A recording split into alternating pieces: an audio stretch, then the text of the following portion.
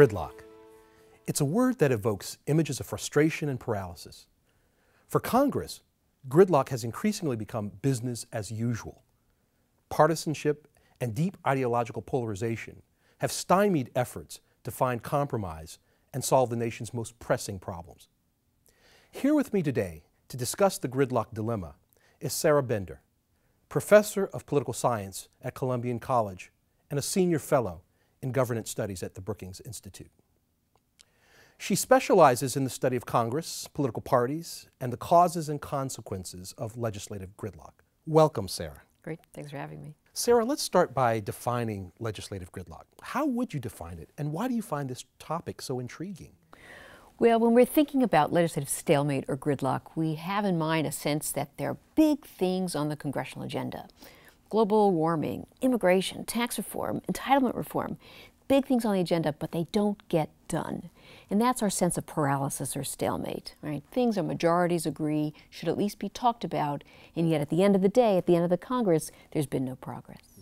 Why do I study it? Oh, oddly enough, I wrote a book almost 15 years ago about legislative gridlock, right? Why is sometimes Congress remarkably productive, the Great Society, the New Deal, and why other times is it mired in gridlock, right? The 1990s of Clinton and the Republican Congress.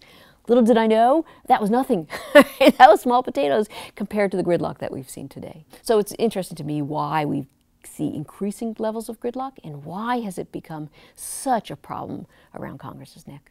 This is absolutely fascinating. I must ask, is the level of gridlock worse than ever? Basically because, based on the number of laws that are passed and the legislation that has been enacted? Well, there are two ways to think about that question. One is a big historical view, and one is more sort of recent contemporary Congresses. In the big historical view, right, today's Congress is, yeah, we shut the government down, we nearly default on the debt, but it ain't the Civil War, right? And so I think it's always important to keep in mind when we talk about unprecedented stalemate, we've seen a lot worse historically, and we never want to we don't want to go back there. Having said that, so I have a measure of deadlock, right? What are the big issues on the agenda from the 40s to the present, and what percent were deadlocked at the end of the Congress? And if you look at that measure, over time goes up and down, but incrementally goes up, and then when we reach the last Congress, 70% deadlock of the big issues of the day, and that actually is unprecedented, right? We see variation over time, but something is off kilter in the extent to which these parties find themselves unable to come to the table. So Sarah, clearly we've had a government shutdown. So what do you see are the long-term consequences of gridlock? Well, I think there are a number of reasons why we should care about Congress's inability to govern here or the difficulties it faces. First of all, just as from a micro level, if you're sitting in the Department of Transportation and you want to be able to plan your budget, you can't. Right? And from year to year, we might think that government would work better if they could see the long term. And clearly they can't if they can't count on budgets going up and they can't guess, even estimate, right, what a budget's going to look like. So that's a problem. Second, in a policy world, right, there are big problems that get worse by not addressing them. And certainly climate change, global warming, that's like a prime example. You don't address it now, fine. But problem gets worse and worse, and it gets worse and worse because you aren't taking any steps. At least that's what the scientists tell us.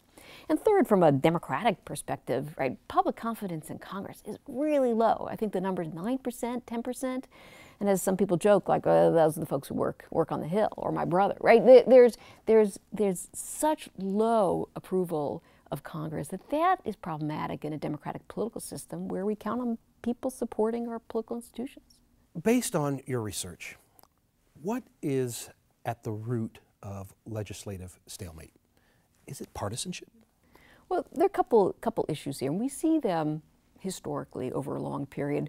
First of all, party control, right? Sometimes we have divided government. One party gets the White House, the other party gets the Congress. Sometimes they split the Congress. Sometimes it's unified party control. So the first 2 years of the Obama administration, large Democratic majorities, just like we had in the New Deal, just like we had in the Great Society, and party control makes a difference, right? The parties can unite on policy grounds and on electoral grounds, and they make things happen. That's the first problem. Second, we have a problem with bicameralism, right? Baked into the system, but sometimes the House and Senate see eye to eye. Sometimes they really don't. And clearly the last two Congresses with a Republican House and a Democratic Senate, that's a stumbling block. And it's Obviously, that's constitutional, right? We have two chambers, but it makes coming to the table really, really hard. And third, the overwhelming reason here is we have the polarization of the two political parties, right? Something that we haven't seen like this in probably a good 30, 40 years. And that makes finding common, shared ideological ground, right? There is no shared ground. And in the absence of that overlap between the party, right? Lots of Democrats who are liberals and conservatives, lots of Republicans who are liberals and conservatives. We don't have that, right? We have liberal Democrats, conservative Republicans, and that makes it very hard, right? First, because they don't agree, and second of all, it's party competition, right? I'm not going to agree, I'm not going to endorse that because that party endorsed it. And so some of this is just strategic, right? Nobody wants a half a loaf. Nobody wants to compromise. People prefer to hold off for the whole loaf when they control all of government. That's a recipe for stalemate. Is there any way we can break through gridlock? So there are a number of ways to think about this. First, large-scale electoral change. One party gains control, House, Senate, and White House. That will unstick a little bit of the logjam, right? Just in part because the parties then know this is our chance to get done what we want to do, and then let voters, right, cast judgment on it 2 or 4 years later. So one possibility is big electoral change. Second possibility, I'm a little less sanguine about this. Second is that some issue comes through that cuts the parties, right? And we've seen it historically, whether it was slavery or whether it was the Great Society, right? There are issues here that could come. Immigration reform, possibly. I think most people are kind of skeptical that the two parties would ever, right, be able to come to the center.